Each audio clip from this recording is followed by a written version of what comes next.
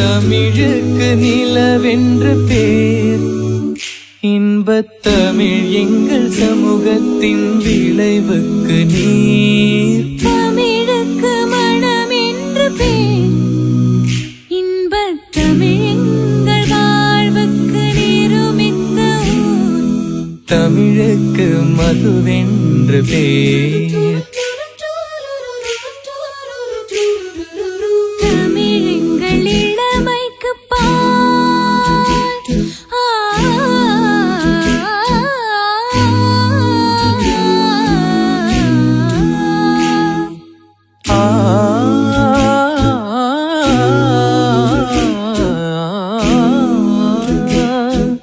தமிழெங்கள் இளமைக்கு பால்.